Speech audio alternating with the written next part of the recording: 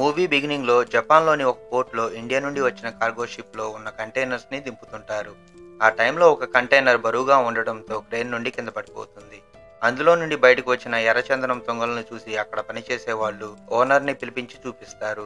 Owner అసలు ఈ ఎర్రచందనం ఎవరు తీసుకొచ్చారో కనుక్కుందామని చెక్ చేస్తుంటే అతనికి ఒక కూలివాడు కనిపిస్తాడు. ఎవరో కనుక్కుందామని వెళ్లి మాట్లాడడానికి మనుషుల్ని పంపి అతన్ని కట్టేయమంటాడు. చూస్తే అది మన పుష్ప. ఇక జాపనీస్ లాంగ్వేజ్ అర్థం కాదని ఒక ట్రాన్స్‌లేటర్‌ని పిలిపిస్తాడు. ట్రాన్స్‌లేటర్‌గా మన సత్య ఎంటర్ అవుతాడు. ఎవడ్రా నువ్వు? ఎందుకు ఇక్కడికొచ్చావని అరుస్తుంటే పుష్ప జేబులో నుండి ఒక చినిగిన పేపర్ బయటకు తీస్తాడు. వెంటనే అక్కడ ఉన్నవాడు అరే పుష్పారా అని అరవడంతో అందరికీ భయంతో ఉచ్చపడతాయి. పరిగెత్తుకుంటూ వెళ్లి ఎవరికి దొరికిన వెపన్స్ వాళ్ళు తీసుకొని పుష్పాన్ని లేపేయడానికి ట్రై చేస్తారు. కానీ పుష్ప అతని దగ్గర ఉన్న గొడ్డలతో తాడు నరికి కిందకు వస్తాడు. ఇక జాపనీస్ భాషలో మాట్లాడుతూ ఒక్కొక్కరికి పుంజ పగలగొడతాడు. సత్య పుష్ప దగ్గరికి వచ్చి అన్నా నువ్వు జాపనీస్ ఎప్పుడు నేర్చుకున్నావే అని అడిగితే అరే ఇక్కడికి రానీకి 40 రోజులు పట్టింది ఆ టైంలో నేర్చుకున్నా అని బుక్ చూపిస్తాడు. మడ్డలోది సంవత్సరం మొత్తం చదివినా 35 మార్కులు రాలేదు. అప్పుడు ఓనర్ గాడు వచ్చి పుష్పాన్ని కొట్టబోతే పుష్ప కూడా అతన్ని తన్ని కింద పడేస్తాడు. ఆ టైంలో ఒక ముసల్నామడ్డ పుష్పని షూట్ చేయడంతో సముద్రంలో పడిపోతాడు. ఇక ప్రెసెంట్ పుష్ప భార్యతో ఆనందంగా ఉంటాడు. నిద్రపోతుండగా ఏదో భయంకరమైన కల రావడంతో లేచి భయపడుతుంటే శ్రీవల్లి అతని పక్కన కూర్చొని ఓదారుస్తుంది. నెక్స్ట్ సీన్ లో షికావత్ అతను ఒక పోలీస్ అని చెప్పకుండా అడవిలో ఎర్రచందనం కొట్టే వాళ్ళతో పనిచేస్తుంటాడు. అప్పుడు అక్కడ ఉన్న వాళ్ళు అరే మన గుండు పోలీస్ గడు కనిపించడం లేదేంది అని అనుకుంటుంటే అతనికి కోపం వచ్చి సరుకు మొత్తం బయటకు తీసుకురాగానే మిగిలిన పోలీసులకు ఇన్ఫార్మ్ చేయడంతో అందరూ అక్కడికి వస్తారు. ఇక అరే ఈడు షికావత్ రాని పరిగెత్తుంటే అందరినీ పట్టుకుని బొక్కలో తోస్తాడు. సీనుకి పెళ్లి ఉన్న పుష్ప కోసం వెళ్లడంతో అతన్ని కూడా జైల్లో పెడతాడు. అప్పుడు పుష్ప అనే స్టేషన్ కి వచ్చి అతన్ని వదిలిపెట్టమని ఎస్ఐని అడుగుతాడు. ఎస్ఐ మా జాబ్ పోతుంది సార్ అంటే అయితే నా దగ్గర ఇంకో సీన్ గాడు ఉన్నాడు, వాడిని జైల్లో పెట్టి వీడిని వదిలిపెట్టని సీనుని బయటకు తీసుకొచ్చి పెళ్లి బట్టలు కట్టుకొని రెడీ అవ్వమంటాడు. అప్పుడు ఒంటి మీద ఉన్న దెబ్బలు చూసి ఏమైందని అడిగితే సీను అన్నా షికావత్ సారు కూలోడ్లా వచ్చి సరుకు బయటికి తీసాక పట్టుకొని పిచ్చి కుక్కను కొట్టినట్టు కొట్టాడన్నా అని చెప్తాడు. ఇక కోపంతో ఎస్ఐకి డబ్బులు ఇచ్చి జైలు నుండి అందరినీ బయటికి తీసుకువెళ్తాడు. ఎస్ఐ కూడా పుష్ప ఇచ్చే డబ్బుకి ఆశపడి వాళ్ళందరినీ వెళ్ళనిస్తాడు. ఆ టైంలో షికావత్ అక్కడికి వచ్చి జరిగిందంతా చూసి అంతా అర్థం చేసుకుంటాడు. పుష్ప అందరినీ జైలు నుండి తీసుకువెళ్లడంతో షికావత్ కి పిచ్చి లేస్తుంది. తర్వాత రోజు సీఎం ఊరికి వస్తున్నాడని తెలిసి పుష్ప వెళ్లి కలవాలనుకుంటాడు. ఆ విషయం తెలిసి శ్రీవల్లి సీఎంతో ఒక ఫోటో దిగిరా ఇంట్లో పెద్ద చేసి పెడతా అంటుంది. పుష్ప కూడా శ్రీవల్లి అడిగిందని సరే అంటాడు. ఇక ఎంపీ సిద్ధప్ప పుష్పాని సీఎం కి పరిచయం చేస్తాడు. సీఎం కూడా నీ గురించి వింటున్నా అబ్బా ఈ మధ్య బాగా సంపాదిస్తున్నావు అంటనే అని పుష్పాని పొగడతంతో ఫోటో దిగుదాం అనుకుంటాడు. కానీ సీఎం పుష్పతో స్మగ్లింగ్ చేసేవాడితో ఫోటో దిగి అది బయటకు వస్తే బాగుండదబ్బా అని పుష్పాని అవమానించడంతో పుష్పకి విపరీతంగా కోపం వచ్చి బయటకు వెళ్ళిపోతాడు. అప్పుడు సిద్ధప్ప కనీసం షికావత్ సాబ్ ని ట్రాన్స్ఫర్ ఎట్లా చెయ్యండి అంటే సీఎం ఇప్పుడు ట్రాన్స్ఫర్ చేయడానికి కుదరదని ఒప్పుకోడు. సిద్ధప్ప సర్లే అని బయటకు వెళ్లి పుష్పతో సారీ అబ్బా అంటే అదేముందులే ఎంపీ గారు నేను స్మగ్లర్ని నాతో ఎవరు ఫోటో దిగుతారు, రేపు మీరు సీఎం అయితే మీరు కూడా దగ్గరగా అంటే సిద్ధప్ప అదేంటబ్బా అట్లా అంటావు, నేను సీఎం అయితే నీతో ఖచ్చితంగా ఫోటో దిగుతా అంటాడు. దానికి పుష్ప అట్నా అయితే నెక్స్ట్ సీఎం నువ్వే పో అని గట్టిగా అరుస్తాడు. సిద్ధప్ప జోక్ చేయమాకంటే పుష్ప ఏందబ్బా నమ్మట్లేదా, నిజంగా సీఎం అవుతావా నువ్వు అంటే సిద్ధప్ప దానికి 100 కోట్లు ఖర్చు అవుతాయి అంటాడు. పుష్ప 500 కోట్లు ఇస్తా, ముందు నువ్వు పోయి సెంట్రల్ మినిస్టర్ని గలువు అంటాడు. ఇక సిద్ధప్ప సీఎం అయ్యాక శ్రీవల్లికి ఫోటో ఇవ్వడానికి ఒక ఫోటో దిగుతాడు. సిద్ధప్ప తర్వాత రోజు సెంట్రల్ మినిస్టర్ తో నన్ను సీఎం చేయండి, పార్టీ కోసం చాలా కష్టపడ్డాను అంటే సెంట్రల్ మినిస్టర్ సిద్ధప్పతో దెంగరా పూక నీకు అంత సీన్ లేదే అంటాడు. ఆ టైంలో పుష్ప సెంట్రల్ మినిస్టర్ కి ఫోన్ చేసి నాకు ఒక చిన్న పని చేసి పెట్టండి మినిస్టర్ గారు అంటే సెంట్రల్ మినిస్టర్ సిద్ధప్పతో వీళ్ళలో ఏదో కసి ఉందప్ప, ఏదో ఒకటి చేద్దాంలే పో అంటాడు. సిద్ధప్ప పుష్పతో డబ్బు ఆగం చేయకు, ఎలక్షన్ టైంలో మనకు కావాలి అంటే డబ్బు సంగతి నేను చూసుకుంటా, నేను మాటిస్తున్నా నువ్వు సీఎం అయిపోతావు పో అంటాడు. అసలు అంత డబ్బు ఎక్కడి నుంచి తీసుకొస్తావు, అంత డబ్బు మనకు సరికంతా అమ్మినా కూడా రాదు అంటే మినిస్టర్ గారు మీరు ఇంకా లోకల్లో ఆలోచిస్తే ఎలా, మురుగన్ గాడి ఎవరికి అమ్ముతున్నాడో తెలుసుకొని వాడికే అమ్మితే డబ్బు ఎక్కువ వస్తుంది అంటాడు. సిద్ధప్ప కూడా ఏం చేస్తావో నీ ఇష్టం అంటాడు. ఇక మురుగన్ అమ్ముతున్న సిండికేట్ ని తెలుసుకొని డైరెక్ట్ గా అక్కడికే వెళ్లి టన్నుకి 2.5 కోట్ల బేరం కుదుర్చుకుంటాడు. నా దగ్గర 2000 టన్నులు సరుకుంది, 5000 కోట్లు పంపు, అందులో ఒక 100 కోట్లు కట్ చేసుకొని నేను ఈ హెలికాప్టర్ని పట్టుకుపోతా అని అందులో వెళ్ళిపోతాడు. అప్పుడు సిండికేట్ కి ఫోన్ చేసి వాళ్ళు కష్టం అని ఎంత చెప్తున్నా వినకుండా నాకు అర్జెంటుగా 2000 టన్నులు కావాలా, ఎలాగైనా బోర్డర్ దాటిస్తానని చెప్పడంతో అందరూ పనిలో పడతారు. ఆ విషయం తెలుసుకున్న దాక్షాయిని షికావత్ సాబ్ దగ్గరకు పోయి పుష్ప ఏదో పెద్దగా ప్లాన్ చేస్తున్నాడు, అదేంటో తెలుసుకో, అలాగే సరుకు బోర్డర్ దాటనివ్వకు అంటుంది. ఇక షికావత్ సరుకును తీసుకుని వెళ్తున్న భిక్షారెడ్డికి అడ్డం వచ్చి సరుకు మొత్తం తగలెట్టేస్తాడు. అలాగే భిక్షారెడ్డిని కూడా షూట్ చేసి చంపేసేస్తాడు. సిద్ధప్ప పోలీస్ స్టేషన్కి వెళ్ళి భిక్షారెడ్డిని ఎందుకు చంపావు అని అడిగితే, నేను చంపలేదు సార్, అతనే నదిలో పడిపోయి చనిపోయాడని చెప్తాడు. అసలు ఏం కావాలయ్యా నీకు, పుష్పతో నీకు సారీ చెప్పించాలా అంటే, చెప్పించండి సార్ అప్పుడు ఆలోచిస్తానంటాడు. తర్వాత షెకావత్ ఒక పార్టీ అరేంజ్ చేసి అందరితో పుష్ప వచ్చి నాకు సారీ చెప్తాడు అని చెప్తూ డాన్స్ చేస్తుంటాడు. మరోపక్క శ్రీవల్లి, కేశవ్తో సహా అందరూ పుష్పని బ్రతిమలాడటంతో పుష్ప కూడా పార్టీకి వెళ్లి సారీ చెప్తాడు. దాన్ని షెకావత్ రికార్డ్ చేసి మళ్ళీ మళ్ళీ వింటూ ఉంటాడు, పిచ్చి నా కొడుకు.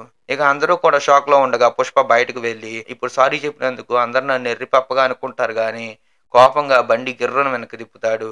ఇంటికి వెళ్దామని కారులో కూర్చున్న షెకావత్ ని ఒక్క గుద్దు కుదడంతో వెళ్లి స్విమ్మింగ్ పూల్ లో పడతాడు. అప్పుడు పుష్ప ఆ స్విమ్మింగ్ పూల్ లో ఉచ్చబోస్తాడు.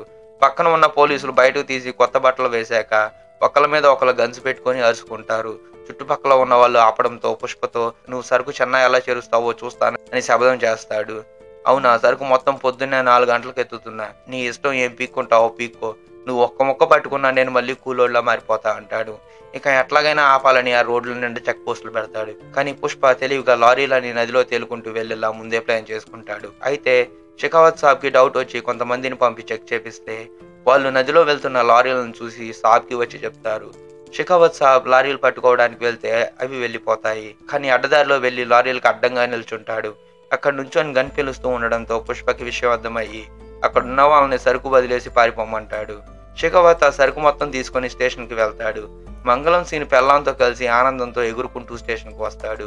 కానీ ఆ సరుకు చూసి ఇది ఎర్రచంద్రం కాదు అంటే షెకావత్ కి గుండె గుత్తికాడికి జారుతుంది.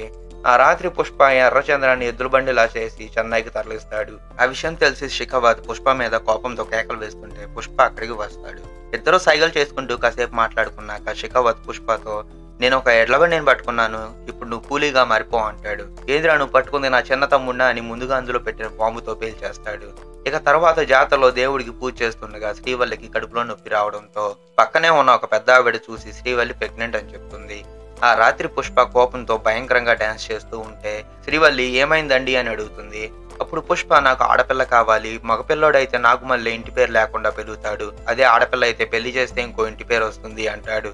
ఆ టైంలో కొంతమంది పొట్టేగాళ్ళు జాతరలో ఆడపిల్లలను ఏడిపిస్తుంటే పుష్ప చీర కట్టుకొని గుత్తి గులాబ్ జామ్ చేస్తాడు. థియేటర్ లో చూస్తే భయ్యా అసలు ఈ ఫైటే వేరు భయ్యా. అప్పుడు పుష్ప అన్న వచ్చి ఏరా నా ఇంటి పేరు కోసం నాటకాలు దొబ్బుతున్నావా అని అరుస్తుంటే శ్రీవల్లి అతనితో గొడవ పెట్టుకొని వచ్చిన పొట్టేగాళ్ళు ఎవరో పుష్పకేం తెలుసు, వాళ్ళు వచ్చి ఏడిపిస్తుంటే పుష్ప కాపాడాడు అని అరుస్తుంది. ఆ టైంలో పుష్ప తల్లి అలా అనకూడదమ్మా అంటే నీ కొడుకుని ఏమైనా అంటే మీరు ఊరుకుంటారేమో, నా మొగుడిని ఏమైనా అంటే నేను ఊరుకొని అంటుంది. ఇక పుష్ప సరుకు చెన్నైకి చేర్చడంతో షెకావత్ మంగళం సీన్ పోయి సీఎంని తమిళనాడు సీఎంతో మాట్లాడి హెల్ప్ తీసుకోమంటారు. షెకావత్ కూడా పోర్టుకు వెళ్లి అంతా వెతుకుతాడు, కానీ ఏమీ కనిపించదు. ఆ టైంలో సముద్రంలో షిప్లు ఎర్రచంద్రంతో వెళ్తున్నాయని చూసి ఒక బోట్ వేసుకొని వెంట పడతాడు. కానీ పుష్ప బోట్స్ తో శ్రీలంక బోర్డర్ దాటడంతో శ్రీలంక ఆర్మీ అక్కడికి వచ్చి షెకావత్ తో నీకు ఎంటర్ అవడానికి పర్మిషన్ లేదు, ఇక్కడి నుంచి దొబ్బయ్య అంటారు. షెకావత్ కూడా పుష్పని కోపంగా చూస్తూ అక్కడి నుండి బయలుదేరతాడు. ఇక సరుకంతా చేర్చడంతో ఆ బిజినెస్ మ్యాన్ ఇతనికి డబ్బు ఇచ్చేస్తాడు. ఆ డబ్బంతా కొన్ని సోఫాల్లో సర్ది ఎమ్మెల్యేలకి పంపి వాళ్ళని కొనేస్తాడు.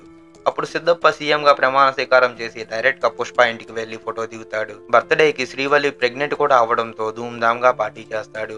షెకావత్ పట్టుకున్న దొంగ సరుకుని మొత్తం ఒక చోటకు చేర్చి తగలబెట్టేస్తాడు. ఆ టైంలో అతను నించున్న ప్లేస్ విరిగిపోవడంతో అందులో పడిపోతాడు. ఇక పుష్ప అరగొండు కొట్టి ఇంటికి పంపించిన బుగ్గారెడ్డి కోపంతో పుష్ప అన్న కూతుర్ని కిడ్నాప్ చేసి 2 కోట్లు డిమాండ్ చేస్తాడు. ఆ విషయం పుష్పకి తెలిసి తన మనుషులతో అంతా వెతికిస్తాడు. కానీ బుగ్గారెడ్డి కానీ కావేరి కానీ ఎక్కడా కనిపించరు. అప్పుడు సెంట్రల్ మినిస్టర్ సిద్ధప్పకి ఫోన్ చేసి అయ్యో సిద్ధప్పో, ఆ కిడ్నాప్ చేసింది నా తమ్ముడు కొడుకు బుగ్గారెడ్డప్ప, నా వంశంలో వాడు ఒక్కడే వారసుడు అంటాడు. సిద్ధప్ప సెంట్రల్ మినిస్టర్ తో ఆ పుష్పగడ ఒక మెంటల్ నమాట, ఆ పిల్ల క్షేమంగా ఇంటికి చేరుకోకపోతే ఏం చేస్తారో కూడా తెలియదు అంటాడు. ఆ టైంలో సెంట్రల్ మినిస్టర్ కి తమ్ముడు ఫోన్ చేసి నా కొడుకు ఎక్కడున్నాడో నాకు తెలుసు, నేను వెళ్ళి కాపాడుకుంటానంటాడు. సరిగ్గా అప్పుడే బుగ్గారెడ్డి పుష్పకి ఫోన్ చేసి 30 కోట్లు అడుగుతాడు. పుష్ప సరే అంటే అడ్రస్ చెప్పి ఒక్కడనే రమ్మంటాడు. ఇక అక్కడికి హెలికాప్టర్ లో వచ్చి డబ్బు మొహం మీద కొట్టి నా కూతురు ఎక్కడ్రా అంటాడు. బుగ్గారెడ్డి ఇక్కడే ఉంది, కానీ నువ్వేమైనా ఎక్స్ట్రాస్ చేస్తే తా తీసేస్తా అని పుష్పని కొట్టడం మొదలు పెడతారు. పుష్పకి పసుపు రాసి చీర కడతారు, కానీ ఏమి చేయకుండా ఉండిపోతాడు. చేతులు కట్టేసి పుష్ప ఎదురుగానే కావేరి చున్నీ లాగటం స్టార్ట్ చేస్తారు. పుష్పకి కోపం వస్తుంది, కానీ కాళ్ళు చేతులు కట్టేసి ఉండడంతో ఏం చేయలేకపోతాడు. వాళ్ళు మరింత రెచ్చిపోయి జాకెట్ చించడంతో ఇక తట్టుకోలేక కట్టేసి ఉన్న ఎలాగోలా అందరినీ కొడుతుంటాడు. చివరికి ఎలాగోలా కట్టులు వెప్పదీసి అందరి డెప్పలేపేస్తాడు. బొగ్గారెడ్డిని, అక్కడికి వచ్చిన వాడి బాబుని మాత్రం దారుణంగా చంపేస్తాడు. ఈ విషయం సెంట్రల్ మినిస్టర్ కి తెలియడంతో కోపంతో ఊగిపోతుంటాడు. ఇక తన అన్నకి కావేరీని కాపాడింది పుష్ప అని తెలియడంతో అన్నీ పక్కకు పెట్టి పుష్ప ఇంటికి వచ్చి నాన్న చనిపోయేటప్పుడు నిన్ను జాగ్రత్తగా చూసుకోమని చెప్పాడు. అయినా నేను మూర్ఖుడిలా ప్రవర్తించాను, నన్ను క్షమించండి అమ్మా అని పుష్ప తల్లి కాళ్ళ మీద పడతాడు. ఇక పెళ్లి కార్డును తమ్ముడికి ఇవ్వమని అక్కడి నుండి వెళ్ళిపోతాడు. తన అన్న పుష్పని తమ్ముడుగా అంగీకరించడంతో పుష్పతో పాటు అందరూ ఆనందంతో ఏడుస్తుంటారు. ఇక పెళ్లి టైంలో అందరూ కలిసిపోయి ఆనందంగా ఉంటారు. అదే టైంలో సెంట్రల్ మినిస్టర్ మంగళం సీన్ తో సహా మిగిలిన వాళ్ళందరూ పుష్ప చావు కోసం వెయిట్ చేస్తుంటారు. అప్పుడు సెంట్రల్ మినిస్టర్ ఫోన్ లో ఎవరితోనో వాడు వచ్చాడా అని అడిగితే లేదు పార్సిల్ పంపాడు అంటాడు.